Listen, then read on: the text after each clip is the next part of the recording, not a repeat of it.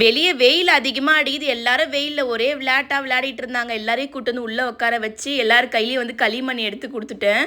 அப்போல்லாம் சின்ன வயசில் களிமண் வீடு கட்டுற இடத்துல வந்து இருக்கும். நம்ம எடுத்துகிட்டு வந்து தண்ணி மிக்ஸ் பண்ணி சொப்பு ஜாமெல்லாம் செஞ்சு விளையாடுவோம். ஆனால் இப்போ ஆன்லைன்லேயே வந்து விற்கிது. பானை செய்யறது இருக்கும் இல்லையா, அதுதான் வந்து நான் வாங்கினேன். பாப்பாவுக்கு வந்து 20 நாள் வந்து சம்மர் லீவ் வந்து கொடுத்துருக்காங்க. அதனால் வெயிலில் போயிட்டு வருவா. அதனால் என்ன பண்ணிட்டேன், சரி எதனா கிளாஸ் சேர்த்து விடலாம், கொஞ்சம் யூஸ்ஃபுல்லாக இருக்குன்னு சொல்லிட்டு நானும் ஹஸ்பண்ட் சொல்லிட்டு இருந்தோம். அப்போ அவன் என்ன சொன்னா, ஸ்கேட்டிங் கிளாஸ் வந்து போகிறேன்னு சொல்லியிருந்தா. ஆனால் என் ஹஸ்பண்ட் வந்து பாக்ஸிங் கிளாஸ் வந்து கூட்டிட்டு வரேன் சொன்னாங்க. என்னன்னு தெரியல, பார்க்கலாம்.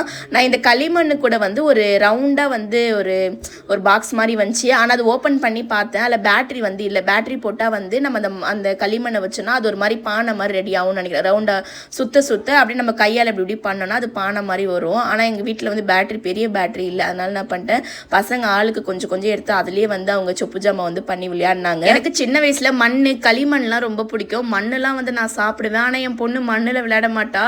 களிமண் இப்போ தான் ஃபஸ்ட் டைம் வந்து கையிலேயே வந்து எடுத்திருக்கா.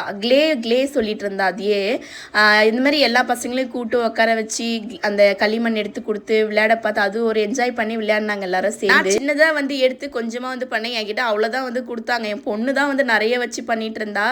அந்த பாப்பா வந்து குட்டியாக பூனைக்குட்டி மாரி வந்து செஞ்சா.